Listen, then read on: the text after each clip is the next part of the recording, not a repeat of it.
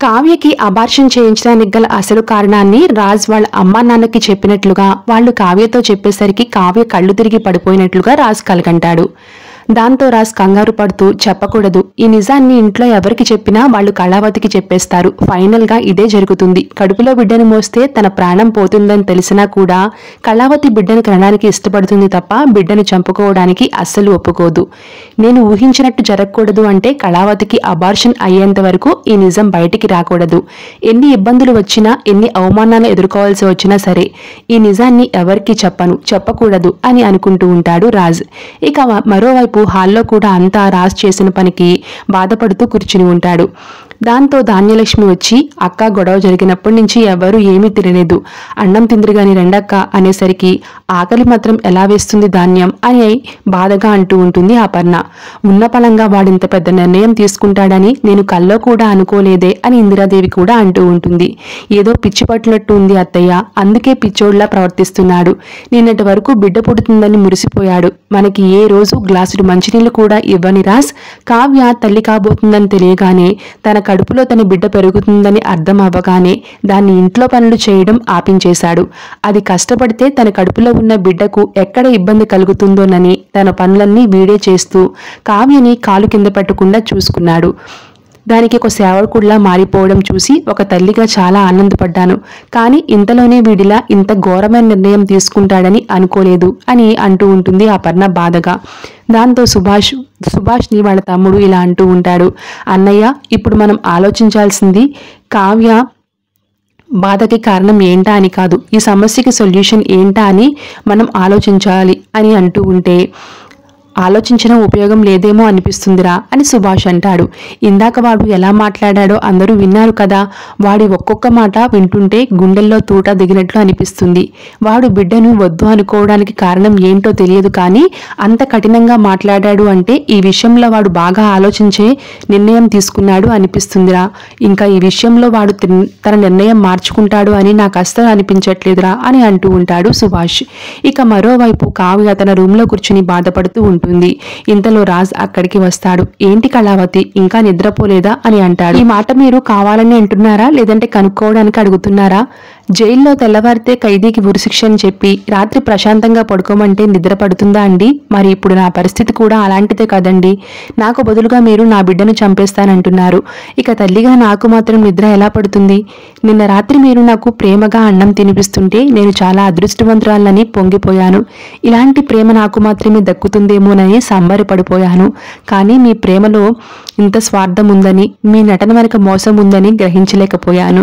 నన్ను హాస్పిటల్కి తీసుకుని వెళ్తే ఏదో రకంగా నాకు నిజం తెలిసే ఛాన్స్ ఉందని ముందే ఆలోచించారు.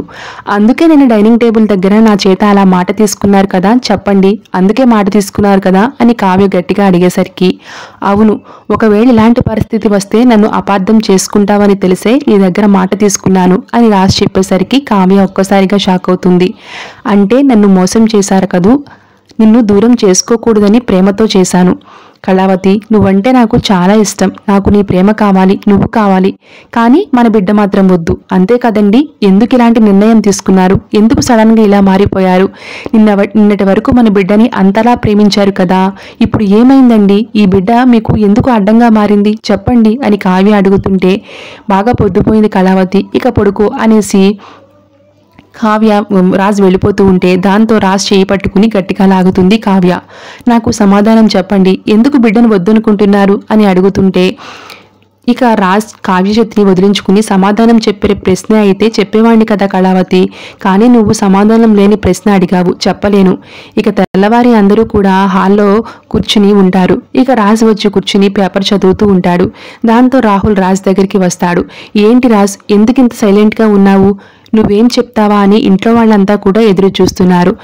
నువ్వు ఏదో ఆవేశంలో నిర్ణయం తీసుకున్నావు, ఇప్పుడు నీ డెసిషన్ మార్చుకుని ఉంటావు, జరిగిన దానికి కావ్యకి అపాలజీ చెప్తావని అందరూ ఎదురు చూస్తున్నారు.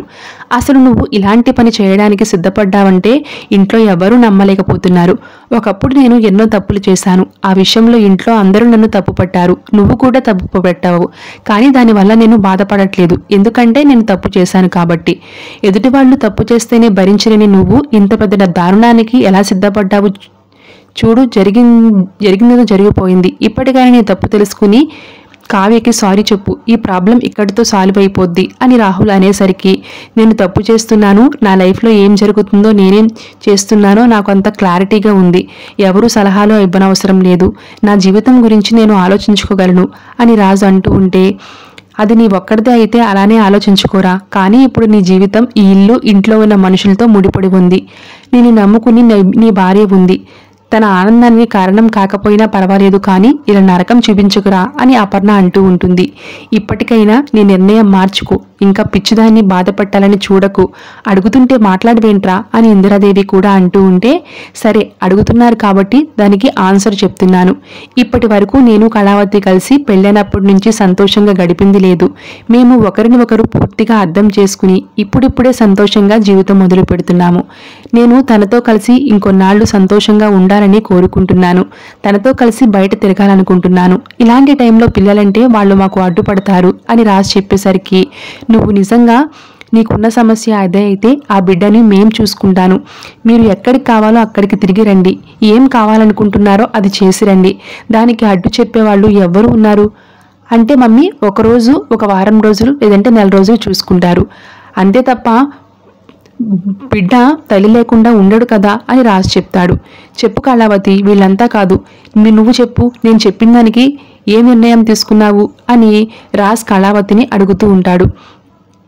ఇక కావ్య మౌనంగా ఉంటుంది. చెప్పు, నీ కడుపులో పెరుగుతున్న బిడ్డ కావాలా లేదంటే నేను కావాలా అని రాజ్ తెగేసి చెప్పేసరికి ఇక ఇంట్లో వాళ్ళంతా కూడా ఒక్కసారిగా షాక్ అవుతారు. రెండూ కావాలని తెలివిగా సమాధానం చెప్పొద్దు కళావతి, కొన్నిసార్లు జీవితంలో మనకు అన్నీ దొరకవు, కొన్ని కావాలంటే కొన్ని త్యాగం చేసుకోవాలి అని అంటూ ఉంటే, ఒరే నీకింత మొండితనం ఏంట్రా, నీకు నువ్వు దేనికోసం ఏది కోల్పోవడానికి సిద్ధపడుతున్నావో అర్థమవుతుందా అని అపర్ణ ఏడుస్తూ అంటుంది. కళావతి నా ప్రాణం అనుకున్నాను అమ్మా, తను నా జీవితం అనుకున్నాను, అలాంటిది ఈరోజు ఇంత పెద్ద నిర్ణయం తీసుకుంటున్నాను అంటే నేను చెప్పింది ఎంత ముఖ్యమో నీకు అర్థం కావట్లేదా?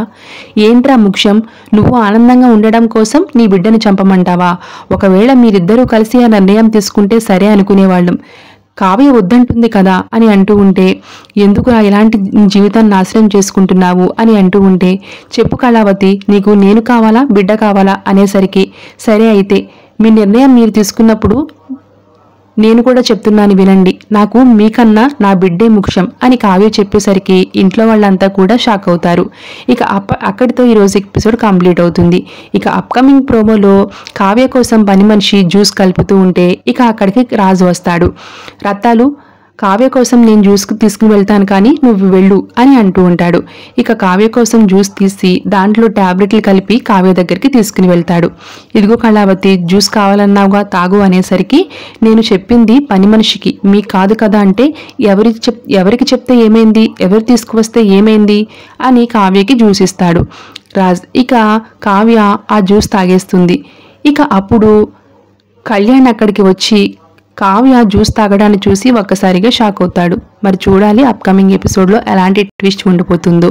మరిన్ని సీరియల్ అప్డేట్స్ కోసం ఇప్పుడే మన ఛానల్ని సబ్స్క్రైబ్ చేసుకుని పక్కన ఉన్న బెల్ ఐకాన్ని యాక్టివేట్ చేసుకోండి. Thank you so much for watching.